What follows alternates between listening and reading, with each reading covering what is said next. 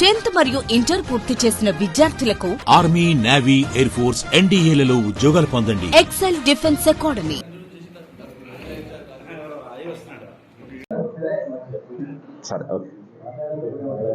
పత్రికా సమావేశానికి ఇచ్చేసిన వాళ్ళందరూ కూడా చేస్తూ, ముఖ్యంగా 5వ తారీఖు మన భారత భావి ప్రధాని మన కారణజన్మైనటువంటి నరేంద్ర మోడీ గారు పలు అభివృద్ధి కార్యక్రమాలను జాతికి అంకితం చేస్తూ, తర్వాత అదేవిధంగా అధికార ప్రోగ్రాంతో పాటు పార్టీ బహిరంగ సభను కూడా 5వ తారీఖు మన పటేల్గూడ పటంచేరు నియోజకవర్గంలోని పటేల్గూడ ఎల్లంకి కాలేజ్ ఎస్ఆర్ గ్రౌండ్లో సుమారు 1,00,000కు పైన ప్రజలతోటి బహిరంగ సభను ఏర్పాటు చేయడం జరిగింది.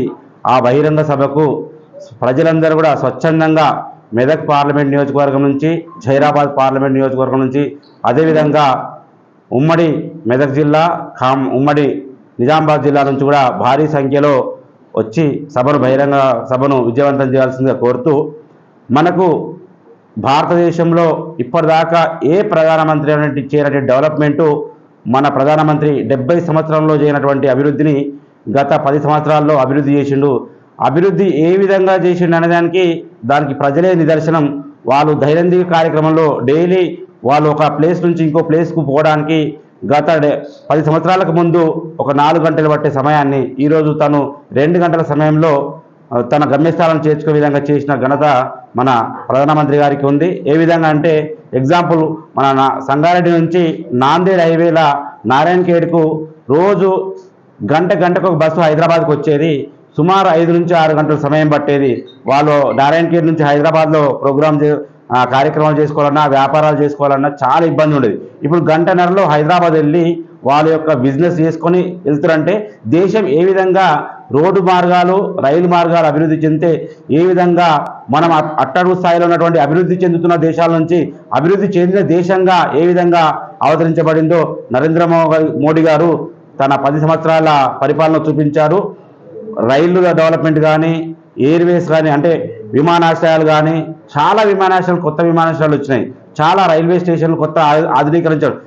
మొన్న లాస్ట్ మంతే మనము అన్ని రైల్వే స్టేషన్లు ఆధునీకరణ గురించి చర్చకోవడం జరిగింది. అందులో మన జిల్లాలో ఈదుల నాగులపల్లిలో మన రైల్వే స్టేషన్ టెర్మినల్ కూడా అభివృద్ధి చెందడం జరుగుతుంది. ఈ విధంగా నరేంద్ర మోడీ గారు ప్రతి కార్యక్రమంలో ఎక్కడి నుంచి అంటే బేటీ పడావో నుంచి రైతులకు సంబంధించిన వరకు కానీ, తర్వాత విద్యుత్ విషయంలో కూడా మొన్ననే కొన్ని కోట్ల విలువ చేసేటటువంటి ప్రాజెక్టును ప్రజలకు ఉచిత విద్యుత్ అందించాలనే ఉద్దేశంతో సోలార్ పవర్ ప్రాజెక్ట్ అని ప్రతి ఇంటి పైన అందరికీ కూడా సబ్సిడీ పైన కరెంటు కూడా 400 యూనిట్లలోపు అందరూ కూడా ఫ్రీ విద్యుత్ ఇవ్వాలని సంకల్పించడం జరిగింది.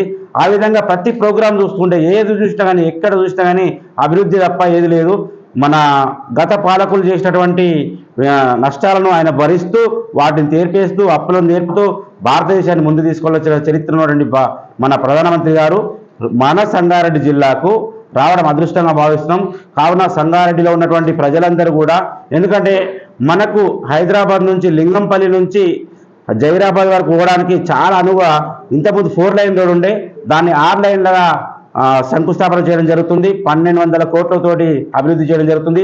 అదేవిధంగా నాందేడ్ నుంచి, ఇది మన హైదరాబాద్ నుంచి నాందేడ్ వరకు కూడా హైవేను ప్రారంభించడం జరిగింది. ఇంకా రైల్వే ప్రాజెక్టులు చాలా, తర్వాత ఎయిర్పోర్ట్ ప్రాజెక్టులు చాలా కూడా జాతికి అంకితం జరుగుతుంది. ఈ విధంగా ప్రభుత్వకు సంబంధించినటువంటి అధికారిక కార్యక్రమాలను ఆవిష్కరిస్తూ ఇమ్మీడియట్లీ మన పక్కన ఉన్నటువంటి గ్రౌండ్లో ప్రజలను ఉద్దేశించి, జాతిని ఉద్దేశించి కూడా ఆయన ప్రసంగం ఉంటుంది. భారతదేశంలో మొట్టమొదటిసారిగా 3వసారి అధికారం లాభపోతున్న ప్రభుత్వం ఏదైందంటే అది భారతీయ జనతా పార్టీ.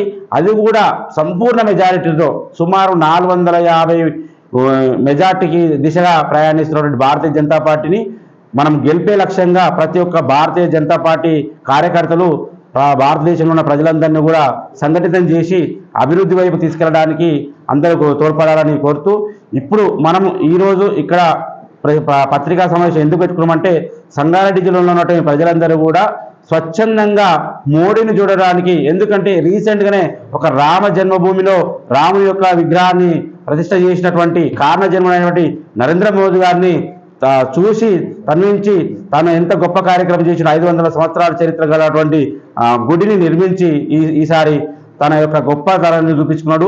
అదేవిధంగా రాబోయే తరాలు కూడా భారతదేశానికి ఒక ఔన్నత్యాన్ని, ఒక యూనిటీని తీసుకొచ్చి ప్రపంచంలోనే భారతదేశ అన్ని మతాల వారు, అన్ని కులస్తుల వారు అందరూ కూడా భారతదేశం వైపు చూస్తూ భారతదేశం అంటే ఒక పవిత్రమైన దేశంగా, అన్ని దేశాలు కూడా గౌరవించే దేశంగా క్రియేట్ చేసినటువంటి మన నరేంద్ర మోడీ గారికి అందరం కూడా కృతజ్ఞతలు తెలియజేయాల్సిందిగా, ఆ సభకు ఇచ్చేసి అందరం కూడా కృతజ్ఞతలు తెలియజేయాల్సిందిగా కోరుతూ ఈ యొక్క సమావేశానికి ఇచ్చేసిన పత్రికా విషయాలకు అందరి మిత్రులందరూ కూడా కృతజ్ఞతలు తెలియజేస్తున్నాం.